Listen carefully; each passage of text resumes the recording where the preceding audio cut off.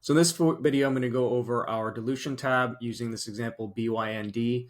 So I'm not going to go through every rating here, but the ones that I think could use explanation are the offering ability. So this is their ability to do a registered offering through a shelf or through an S1 or through a warrant exercise. So warrant exercise, these are warrant inducement deals where basically the company provides some sort of incentive, usually reducing the exercise price of existing warrants to get the warrant holders to exercise. So they get cash, and then the warrant holders generally get to profit. So this has sort of the same impact as an offering from a dilution perspective, and then also from a reaction perspective. When the press release hits, it often drops the stock.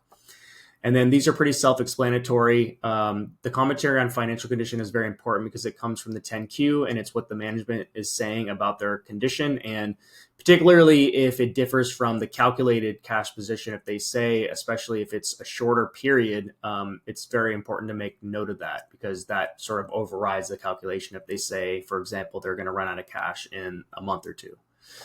And then the shelf and ATM capacities. So one thing to note about the ATM capacity is this is dependent on the shelf. So an ATM is tied to the shelf capacity. So if the shelf capacity is 0, that means they can't raise anything from the ATM. Or if it's less, then the ATM is always going to be limited by how much they can raise from their shelf. Join our Discord room. I'm happy to answer all these types of dilution-related questions, or email support@assetedgar.io for any of this stuff.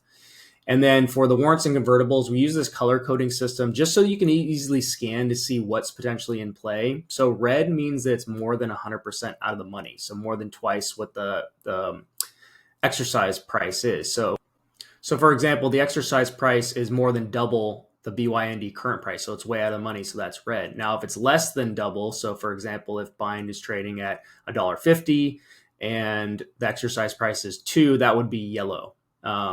So it's close.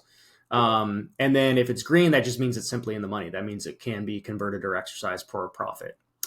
And then we also include all the financings. So offerings, private placements, using ATMs, equity lines, all the different kind of financing activities. And then we use the same color code, which is important. So if you see an offering and you see the price, you can see whether or not the people that invested in the offering are in the money or not. And then we also include lockups as well. So just skipping over to another ticker here, is just because I wanted to go over Nasdaq compliance. So basically the rating is based on how much time has passed since they got the original notice. You can see the descriptions here.